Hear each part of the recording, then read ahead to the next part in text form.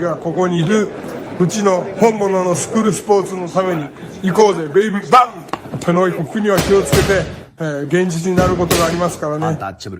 Alright, so we're going to go ahead and continue the long-standing tradition of covering Japanese boxing here on True School Sports. True School Sports, the #1 source of Japanese boxing in America, from an American. Arigato gozaimasu. Thank you to everybody for tuning in. And ayete okata. Nice to see everybody here again, showing that love, showing that support, and showing that passion that we all have for the sport of boxing. Now, listen, I wanted to speak about a potential match between two Japanese bantamweights. You know, we did just have the big matchup between two Japanese bantamweights who happen to be world champions. It was a unification fight, WBA, IBF, unification fight. Junta Nakatani got the better of Ryosuke Nishida and wound up just being too strong for the brave Nishida in the end. And I guess now he's going to vacate his belts and go look to pursue that mega fight with Inoue. So now I think that the bantamweight division is going to go through a bit of a transitional period. And if you're looking for what could be the next possible big fight in the division, I think this fight right here is that fight because, you know, a lot of people have been telling me that this fight is a big deal, and I wasn't getting it for a while, but now I'm starting to get it. I'm a little slow, but I'm starting to get it. The potential fight I'm talking about would be between the current WBA champion Yoshiki Takei and you know, one of the top contenders in the division, Tenshin Nasukawa. This is a big fight for Japanese boxing because now I know Tenshin Nasukawa is a megastar here in Japan. You know, he amassed a great record from kickboxing. He's pretty much like the top or close to the top of the kickboxing world here in Japan on Ryzen kickboxing and all that. Tenshin had a record of 42-0 with 28 knockouts. You know, so he was the truth in kickboxing. But everybody made a big deal about Naoya Inoue selling out the Tokyo Dome in 2024. Man, Tenshin sold out the Tokyo Dome in 2022 when he was kickboxing. So, you know, he's been did that. He's that kind of a star. Right? So the reason why this fight is big because just like Tenshin, Yoshiki Takei, now I didn't really know about this. I just thought Yoshiki, for the longest time, I thought Takei was just a guy who was a good fighter who became a champion. But, you know, as he's been getting more notoriety and they talk about him more, I come to find out that he was a pretty damn good kickboxer himself. In fact, he was so good as a kickboxer that he was actually the #8 pound-for-pound fighter in kickboxing at the time of his retirement in 2020. At the time of him leaving the sport in 2020. So I say all that to say, well, this is why it's a big fight.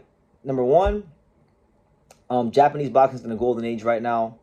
They're doing a lot of great things across many different weight classes, and not even just the weight class that they normally excel in. Even like, you know, you got guys like Jin Sasaki, who's going to be fighting Brian Norman Jr. to try to become the first Japanese welterweight champion in history here very soon on June 19th. So it's just a beautiful time for the sport here in this country. And this fight would be big because, you know, Tenshin is undefeated. Yoshiki Takei is undefeated. They were both I believe they might have both been undefeated in kickboxing, but don't quote me on that. You guys, let me see. Was Takei undefeated in kickboxing? I'm not sure if Takei was undefeated in kickboxing, but they were both top kickboxers, reached the pinnacle of the sport in kickboxing as Japanese fighters. Right now, they're both in boxing, also excelling at the top level as Japanese fighters. So this has potential to be a mega event, and you know, I understand it. It really truly would be a super fight because you factor in Tenshin being the megastar he was in kickboxing, plus with him also fighting Floyd, plus with him, you know, in boxing as well. Takei, big star in kickboxing, you know, with Ohashi Gym now, so he's in the same camp, in the same stable as Inoue, so he's getting a little bit of his fans, you know, here in Japan as well. So it's got big event written all over it, and on top of that, it's actually it's a good fight. I mean, Tenshin only has like what 7 or 8 fights. He has 7 fights, and he's beating some like Tenshin's already beating some legitimate professional fighters. Like he beat Jason Maloney, former world title challenger. He's beaten Jonathan Rodriguez, who was who knocked out Cal Yafai, you know, in 1 round. Who's a good fighter.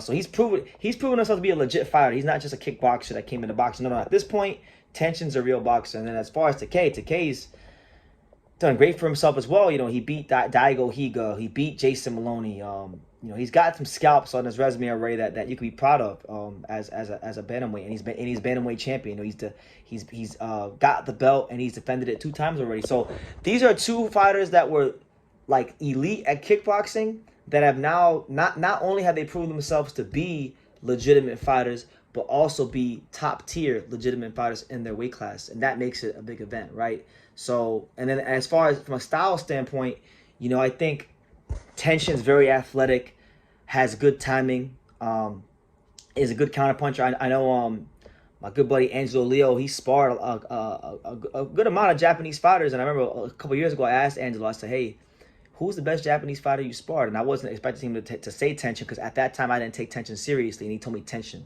And he said it was because of Tenshin's timing, right? So, you know, Tenshin's a world-class athlete. He's a special athlete, and you got to respect Tenshin.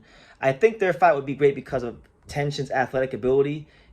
It would be his athletic ability against the you know, athletic ability of Takei, but I think Takei relies a little bit less on his athleticism and more on his punching power, because when you look at their records in the pros, Tenshin is not the puncher as a boxer that Takei is. Tenshin only has 2 knockouts in 7 fights. And the 2 knockouts he's got are against what my dad would call, well, no, that's not true. But like he hasn't gotten his 2 knockouts against like the greatest opposition. One of them was against Jonathan Rodriguez, so that is impressive, but he's not the puncher that Yoshiki Takei is. Takei has knocked out 9 of his 11 opponents, right? So he's shown that he's flashed a bit more power. Not at the world level, because Higa and Maloney both took him the distance, but he's flashed more power than Tenshin. So it'll be a really good fight, right? And I'm going to use this to segue into my next point, right? Because I want to get this out there. I want to put this out there because I know nobody in America is going to talk about it, and I'm not sure about Japan, so I'll put it out there, right? So regardless of if this fight happens or not, I don't give a damn. Tenshin and or Yoshiki Takei need to come see my boy Seiya Tsutsumi, because right now I feel like Seiya Tsutsumi has fought all comers. You know, he basically won the title off of Takuma Inoue when they were overlooking him. You know, they were completely overlooking him, and he beat him pretty clearly. It was not a hard fight for him, in my opinion. You know, he beat Kazuki Anaguchi in the tragic fight. Anaguchi was you know, really skillful southpaw. If you watch that fight, you know how skillful Anaguchi proved to be in that fight. And you know, he's fought Kazuki Nakajima, he's fought Daigo Higa. Like, he's always been put through the ringer in these fights. And I feel like he's getting screwed because he fought Daigo Higa in a fight that he should have got a decision in, and they scored it a draw. And Seiya Tsutsumi has a bad cut, or has problems with his eyes, had to get surgery and stuff. And so he's going to be out of commission for a little bit of time. So he's been declared a champion in recess by the WBA. So Daigo Higa and Antonio Vargas are going to fight for the title in the intermediate time. And Tsutsumi is going to lose his status as a champion, but basically have the chance to fight the winner of that fight. But that kind of screws him up, because now he can't fight the guys like Tenshin or Takei for the belt, because they're going to be eyeing each other. And I just feel like Tsutsumi's the oddball out, and I would like to see Seiya Tsutsumi get a big fight against whoever wins that fight. I would like to see Seiya Tsutsumi fight them, especially if it's Yoshiki Takei, because I don't know what it is. Like, I know he was a big kickboxing star. I'm starting to learn more about like his kickboxing career, so I get it. But as a fighter in boxing, because that's what I know him for, I don't see what all the fuss is about with Takei. He's a good fighter. Don't get it twisted. He won a world title for a reason, and he beat Daigo Higa, something that Seiya Tsutsumi didn't do on paper. But when I watched Yoshiki Takei fight Jason Maloney, he faded in the back half of that fight. He was blowing out of his ass. He was tired, right? Very, very tired. He barely got to the second. Maloney almost came back and stopped him in the second half of the fight. So when I watched that fight, what it let me know right away is that he would not beat Seiya Tsutsumi, and I'm willing to bet whatever on that fight. That Takei will not beat Seiya Tsutsumi. Seiya Tsutsumi's output is too high, volume is too high, conditioning is too much.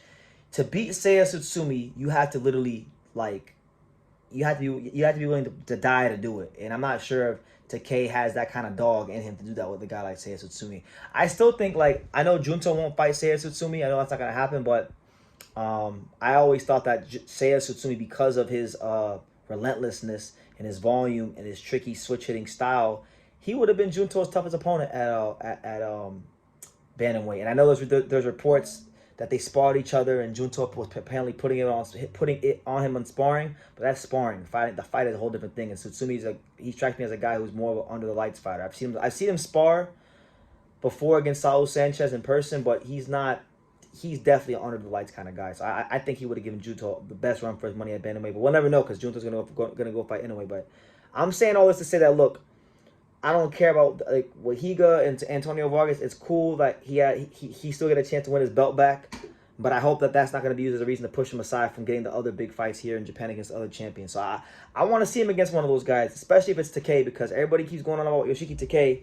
I don't think he could beat Seiya Tsutsumi, and I'm putting it out there just like that. So yeah, those are my thoughts on Tenshin versus Takei and the potential match between those two, as well as some thoughts on Seiya Tsutsumi, one of my favorite fighters in Japanese boxing, who I feel doesn't get the credit he deserves. So yeah, leave your comments down below. Make sure you guys take the time to subscribe, and like I say in every single one of these videos, you can love me or you can hate me, but I'm just a kid from Daniel. So until next time, thank you for watching another video on the untouchable True School Sports Empire. I'm in the fight capital of the world, Las Vegas, Nevada, and we got a monster in town. For more great boxing content from America to Japan and everywhere else in between, make sure you guys subscribe, stay tuned, and keep it locked.